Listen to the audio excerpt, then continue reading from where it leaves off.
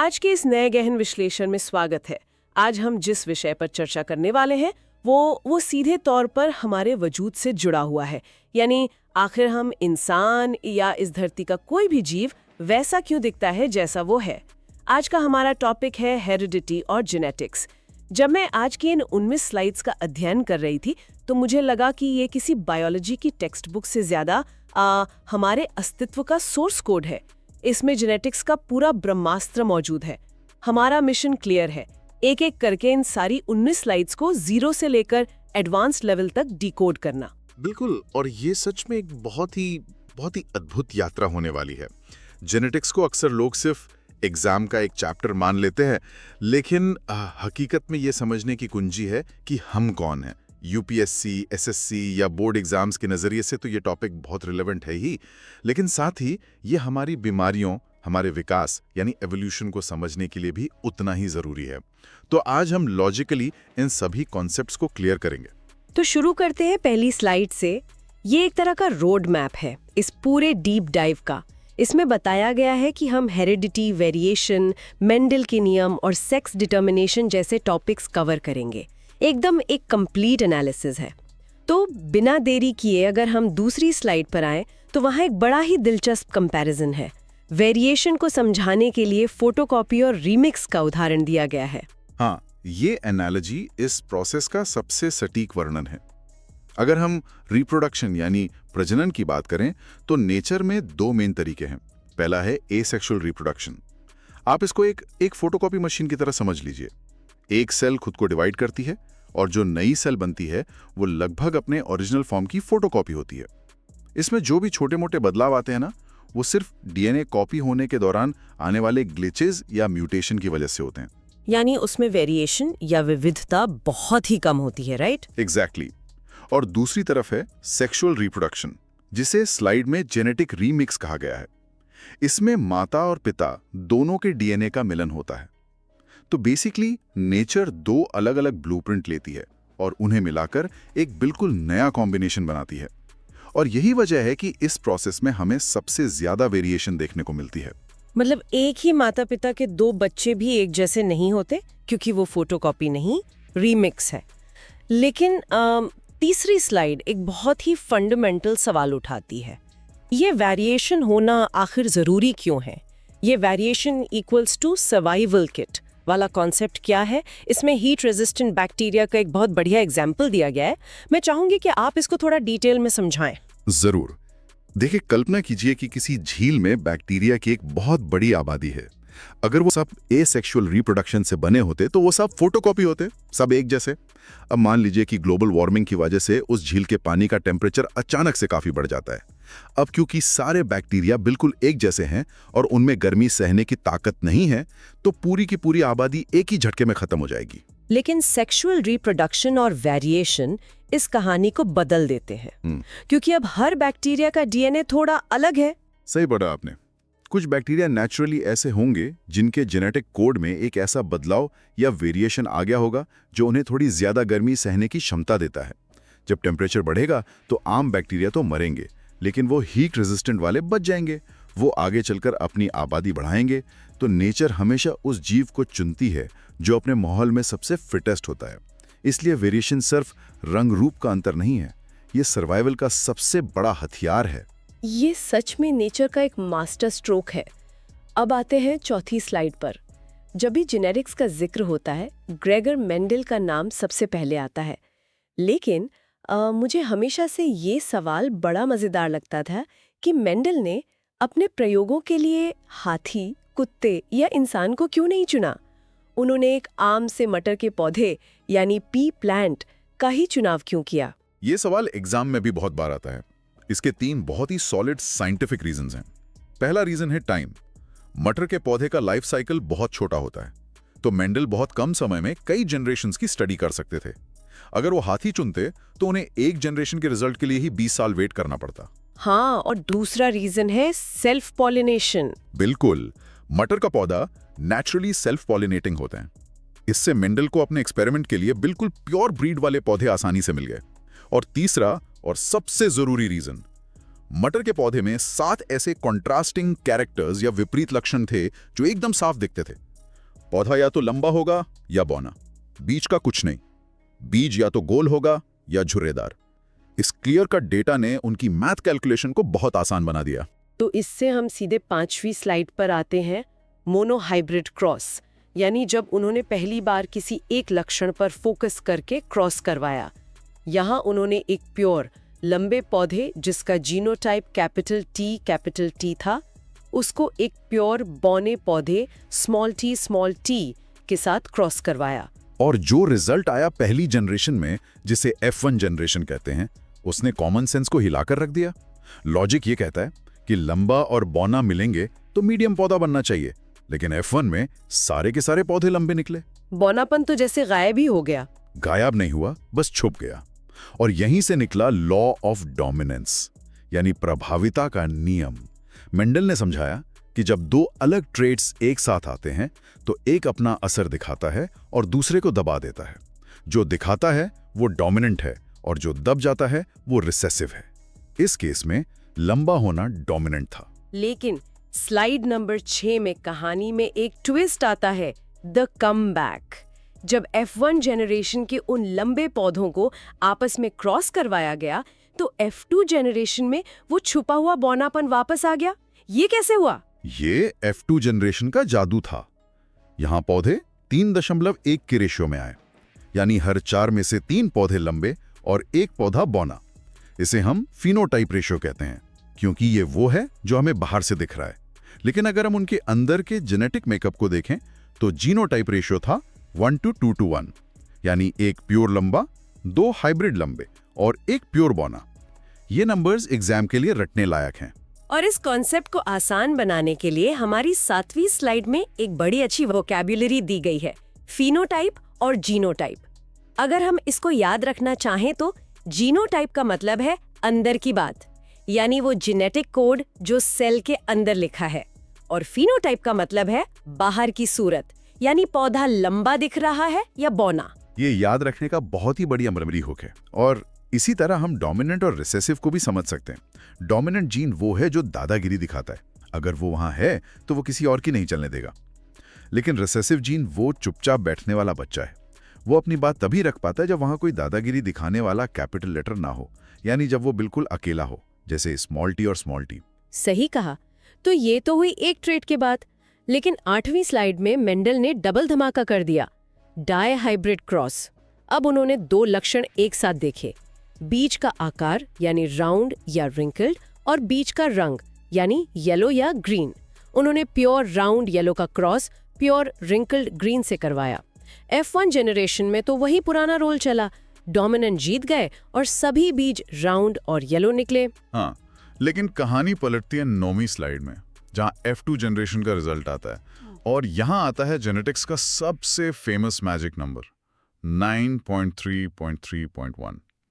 इस एक्सपेरिमेंट ने एक बहुत ही गहरा सच सामने रखा, जिसे लॉ ऑफ इंडिपेंडेंट असॉर्टमेंट कहते हैं। जब मेंडल ने F2 जनरेशन देखी तो उन्हें राउंड येलो और रिंकल्ड ग्रीन तो मिले ही, पर कुछ नए कॉम्बिनेशन भी मिल गए।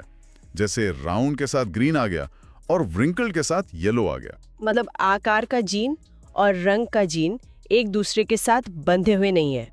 बिल्कुल नहीं। नेचर जब नई जनरेशन बनाती है तो वो इन जीन्स को ताश के पत्तों की तरह फेंकती है। शेप का जीन कलर की जीन से इंडिपेंडेंट है, इसीलिए हम देखते हैं कि किसी बच्चे में आंखों का रंग तो पिता जैसा होता है, पर बालों का टाइप माता जैसा। ये जीन्स का इंडिपेंडेंट असॉर्टमेंट ही नए रीमिक्स ऑफ वेरिएशन क्रिएट करता है। 9 round yellow, 3 round green, 3 wrinkled yellow और 1 रिंकल्ड ग्रीन।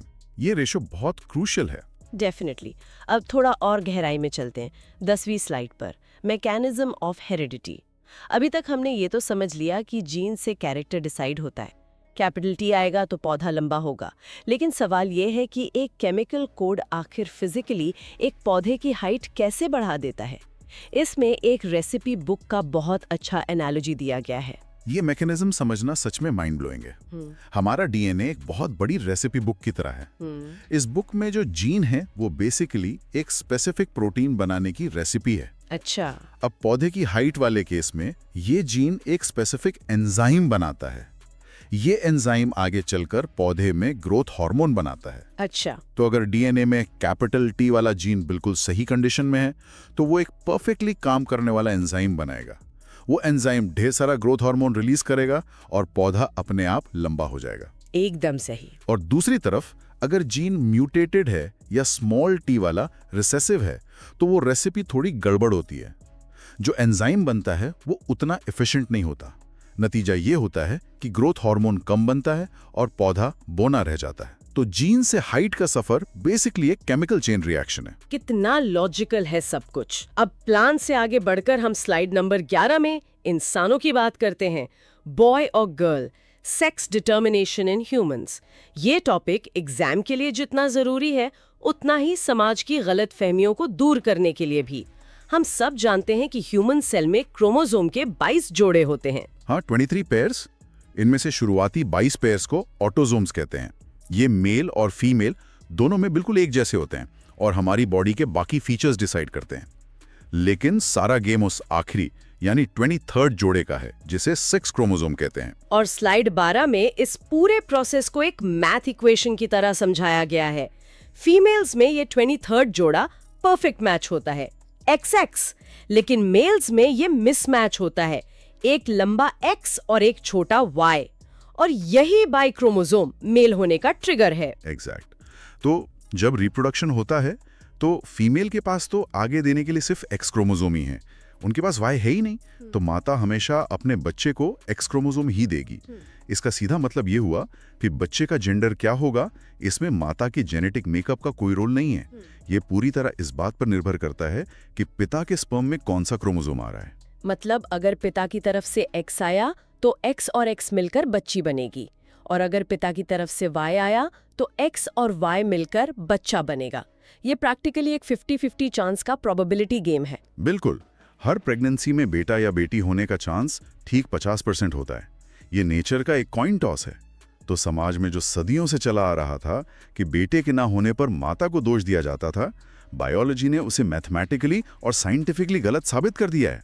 ये साइंस की सबसे बड़ी ताकत है, वो मिथ्स को फैक्ट से तोड़ती है। चलिए अब स्लाइड 13 पर आते हैं, इवोल्यूशन।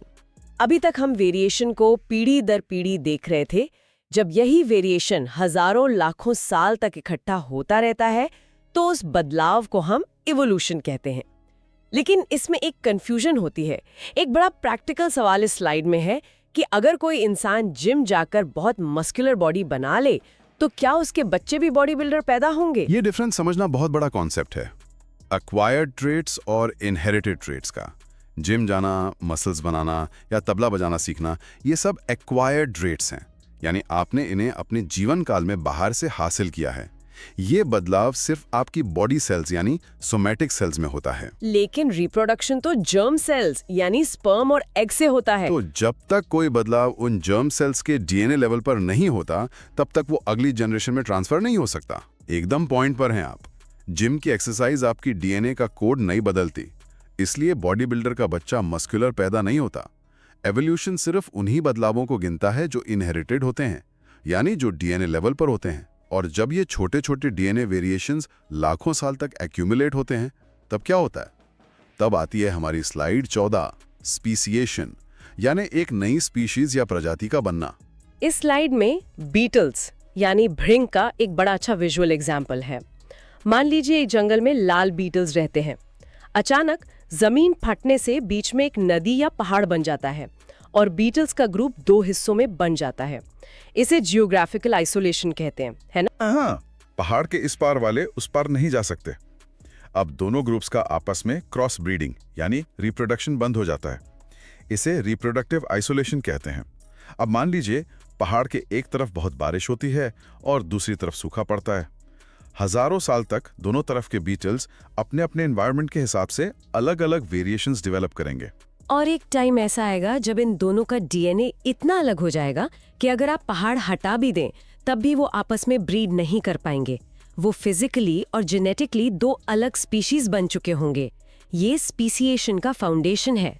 लेकिन स्लाइड 15 पूछती है कि क्या हमारे पास इन सब बातों का कोई ठोस सबूत है? और तब आती है एनाटॉमी की एविडेंस। एनाटॉमी हमें एवोल्यूशन का सबसे बड़ा सबूत देती है। आप इंसान का हाथ देखिए, एक चीते के आगे का पैर देखिए और एक चमगादड़ यानी बैट के पंख देखिए।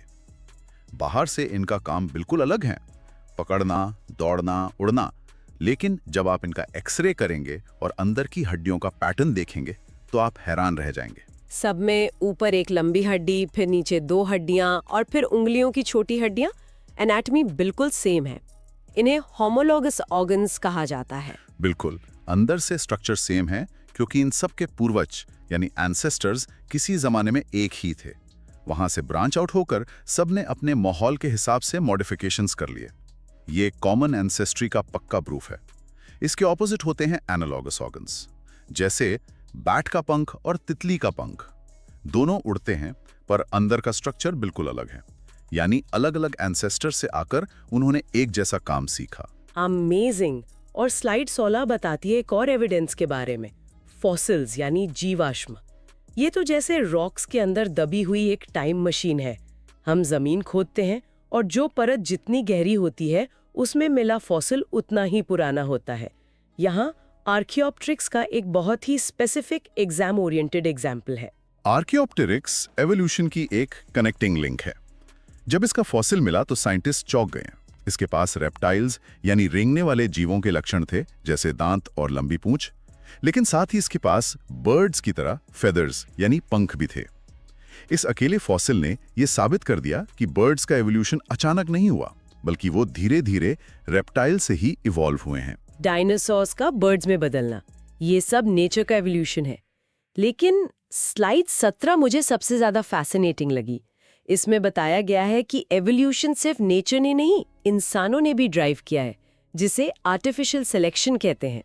आपको पता है, हम आज जो पत्ता गोभी, फूल गोभी, ब्रोकली या केल खाते हैं, ये सब ओरिजिन में एक ही पौधा था। हाँ, वाइल्ड कैबेज यानी जंगली गोभी।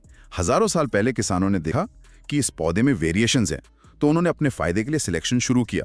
जिसको बहुत सारे पत्ते चाहिए थे, उसने छोटे डिस्टेंस वाले पत्तों का ब्रीडिंग करवाया और कैबेज यानी पत्ता गोभी बन गई।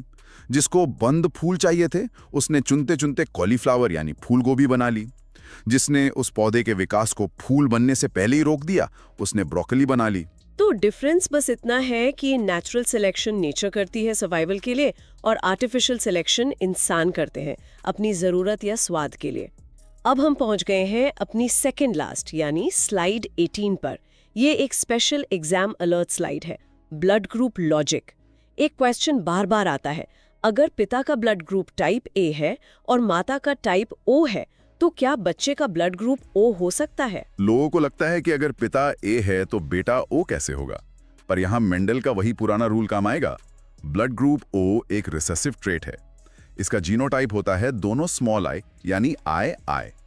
अब अगर बच्चा ओ है तो इसका स्ट्रेट मतलब है कि उसको माता और पिता दोनों की तरफ से एक एक स्मॉल आई मिला होगा। लेकिन माता तो टाइप ओ है, तो उनका तो जीनोटाइप वैसे ही दोनों स्मॉल आई हैं। उन्होंने तो अपना स्मॉल आई दे दिया, पर पिता जो टाइप ए है उसने अपना स्मॉल आई कैसे दिया? वो तभी मुमकिन है अगर पिता हेट्रोजाइगस ए हो, यानी पिता के जेनेटिक कोड में एक डोमिनेंट कैपिटल आई जीन है, जिसकी वजह से उनका ब्लड ग्रुप ए दिख रहा है, लेकिन उसके साथ एक छुपा हुआ रेसेसिव स्मॉल आई जीन भी बैठा है, यानी उनका अंदर का जीनोटाइप आई ए और छोटा आई है। जब पिता का ये छोटा आई माता के छोटे आई से मिला, तब जाकर बच्चे का ब्लड ग्रुप ओ बना। ये फिनोटाइप और जीनोटाइप के डिफरेंस का क्लासिक केस है। वाह, कॉन्सेप्ट कितनी आसानी से कनेक्ट हो गए। और इसी के साथ हम आते हैं आखिरी स्लाइड पर, स्लाइड 19। ये एक वन शॉट रिवीजन मैप है। जो भी हमने अभी तक डीपली डिस्कस किया है, ये उसका एक माइंड मैप समरी है। तो क्यों ना हम इन स्लाइड्स का एक फाइनल 3-5 मिनट का रैपिड फायर रिवीजन करें, ताकि हमारे श्रोताओं के दिमाग में सब कुछ सेट हो जाए। ये एकदम परफेक्ट आइडिया रहेगा। Let's do this rapid revision summary. Okay, तो शुरुआत हुई थी कॉपी वर्सेस रीमिक्स से। एसेक्सुअल रिप्रोडक्शन फोटोकॉपी है, जिसमें वेरिएशंस ना के बराबर हैं। और सेक्सुअल रिप्रोडक्शन जेनेटिक रीमिक्स है, जहां दोनों पेरेंट्स के डीएनए मिलकर वेरिएशंस लाते हैं जो नेचर में सर्वाइवल किट का काम करते हैं। और उसके बाद आए मेंडल। उन्होंने मटर के पौधे इसलिए चुने क्योंकि लाइफ साइकिल छोटी थी, सेल्फ पॉलिनेशन था और साफ दिखने वाले 7 कॉन्ट्रास्टिंग कैरेक्टर्स थे। मोनोहाइब्रिड क्रॉस से उन्होंने लॉ ऑफ डोमिनेंस दिया, यानी दादागिरी वाला कैपिटल लेटर और चुपचाप वाला स्मॉल लेटर। F2 जनरेशन में 3.1 का फिनोटाइप और 1.2.1 का जीनोटाइप रेशियो आया। और डाईहाइब्रिड क्रॉस में लॉ ऑफ इंडिपेंडेंट असॉर्टमेंट साबित हुआ। वहां हमारा मैजिक नंबर था 9331। इसने बताया कि नेचर ट्रेड्स को बांध कर नहीं रखती, वो इंडिपेंडेंट है और ये सब फिजिकल ट्रेड्स कंट्रोल होते हैं डीएनए की रेसिपी बुक से। जीन रेसिपी पढ़ता है, एंजाइम बनाता है और एंजाइम से हार्मोन बनता है, जैसे प्लांट हाइट के केस में। फिर हमने ह्यूमन सेक्स डिटर्मिनेशन देखा। 23 पेयर्स में से आखिरी जोड़ा सेक्स क्रोमोसोम का होता है। मदर का हमेशा XX होता है और फादर का XY। जेंडर 100% फादर के क्रोमोसोम पर डिपेंड करता है कि X आएगा या Y। ये चांस टोटली 50-50 है। एवोल्यूशन के चैप्टर में हमने समझा कि जिम में बनाई मस्कुलर बॉडी अक्वायर्ड ट्रेट है जो पास ऑन नहीं होती। सिर्फ जर्म सेल्स में होने वाले जेनेटिक बदलाव ही अगली जनरेशन में जाते हैं। ज्योग्राफिकल और रिप्रोडक्टिव आइसोलेशन से नई स्पीशीज बनती हैं, जैसे नदी आने से बीटल्स का डिवाइड होना। और इसका सबूत एनाटॉमी में होमोलोगस ऑर्गन्स देते हैं जिनका स्ट्रक्चर सेम होता है, और फॉसिल्स में आर्कियोप्टेरिक्स जैसा एविडेंस जो रेप्टाइल्स और बर्ड्स की कनेक्टिंग लिंक है। और फाइनली नेचर के नेचुरल सिलेक्शन के पैरेलल इंसानों ने भी आर्टिफिशियल सिलेक्शन किया। जंगली गोभी से कैबेज और ब्रोकली बनाना इसका सबसे बड़ा एग्जाम्पल है। और हाँ, ब्लड ग्रुप O का केस वही हेट्रोजाइगस लॉजिक फॉलो करता है। वाओ, इतनी स्लाइड्स और एक पूरे चैप्टर का फ्रेमवर्क हमारे सामने क्लियर है। इस डीप डाइव के एंड तक आते आते बायोलॉजी का ये हिस्सा अब एकदम लॉजिकल बन गया है। लेकिन जाने से पहले मैं श्रोताओं के लिए एक बहुत ही बड़ा और अहम विचार छोड़ना चाहता हूं। आज हमने समझा कि एवोल्यूशन एक स्लो प्रोसेस थी और इंसानों ने बस आर्टिफिशियल सिलेक्शन से खेती में बदलाव किए। पर आज मॉडर्न साइंस हमें क्रिस्पर जैसी जीन एडिटिंग टेक्नोलॉजी दे चुका है। ये एक ऐसी कैंची है जो सीधे डीएनए के कोड को काट छाड़ सकती है। ये तो सीधे ब्लूप्रिंट के साथ छेड़छाड़ हुई। हाँ, तो सोचिए, जिस एवोल्यूशन की दौर अब तक नेचर के हाथों में थी, कल को अगर इंसान अपने ही जेनेटिक कोड को कंप्यूटर की तरह एडिट करने लगा, तो ह्यूमन एवोल्यूशन का अगला चैप्टर कैसा होगा? क्या हम बीमारियां खत्म करने के चक्कर में सुपर ह्यूमंस बनाने लगेंगे? जब हम अपना एवोल्यूशन खुद डिजाइन करेंगे, तब क्या नेचर का नेचुरल सिलेक्शन मायने रखेगा? ये सिर्फ एक साइंटिफिक सवाल नहीं, एक मॉरल सवाल भी है जिसको हमें डेफिनेटली एक्सप्लोर करना पड़ेगा। एकदम माइंड बेंडिंग थॉट है ये। हमने आज उस साइंस पर बात की जो ये बताता है कि हम ऐसे क्यों हैं, लेकिन कल की टेक्नोलॉजी ये तय करेगी कि हम फ्यूचर में कैसे होंगे।